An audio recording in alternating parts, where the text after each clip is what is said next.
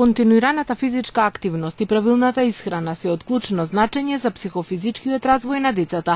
Кифозата, тромавоста, слабата подвижност се само дел од проблемите кои се јавуваат кај децата со се поголемото користење на средствата и апаратите од современата технологија, а во недостиг на физичка активност. Во споредба со минатото, работите стојат поинаку. Децата имале повеќе време, простор и можност да играат, рекреираат и спортуваат. Прво, во моето време, спортувањето не беше форма само за докажување, туку немаше што друго.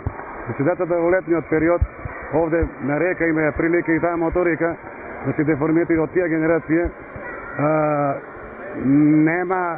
нема некакви отклонувања на делови од телото, појава на деформитет.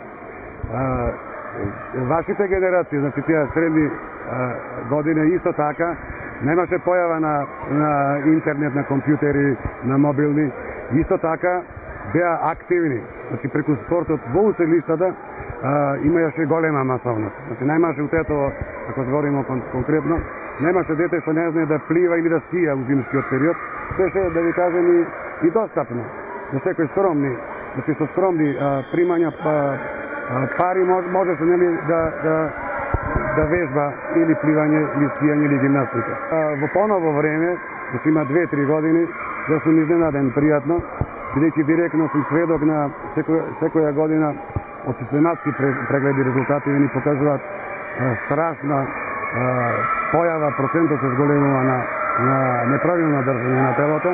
Меѓутоа има 2-3 години што родителите ми кажуваат, мене современа една појава, да децата само бараат некои форми и тоа е добро.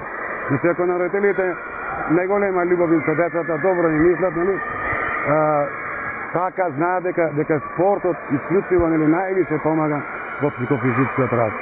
Играта за децата е нешто природно и треба да се трудиме тоа да им го овозможиме. Од најмалата возраст, детето треба да се поттикнува на вежби кои водат кон севкупно развивање на телото, а не да се форсираат вежби и спортување во една насока.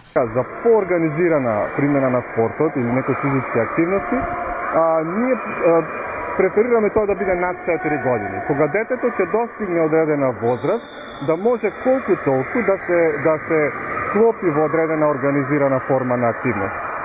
Се случува амбицијата на родителот да е поголема од амбицијата на детето, но генерално детето сакаат да учествуваат во спортски активности. Играта во голем дел кај детето е нешто што природно доаѓа како нагон и како интерес, така да само зависи од формата која што за секое дете е по-приступачна. Оваа група на деца најдобро е да работи разновидни спортски активности, физички активности кои што пред се помагаат во правилниот физички развој.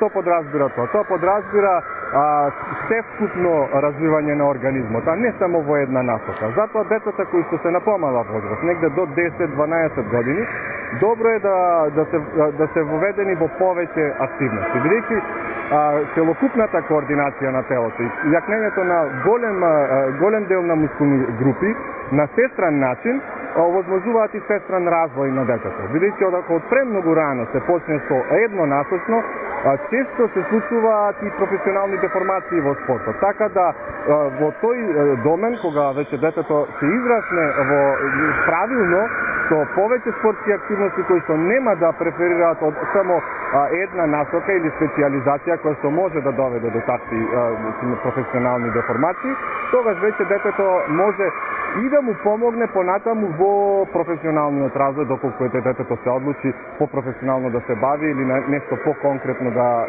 се насочи во некоја спортска гранка.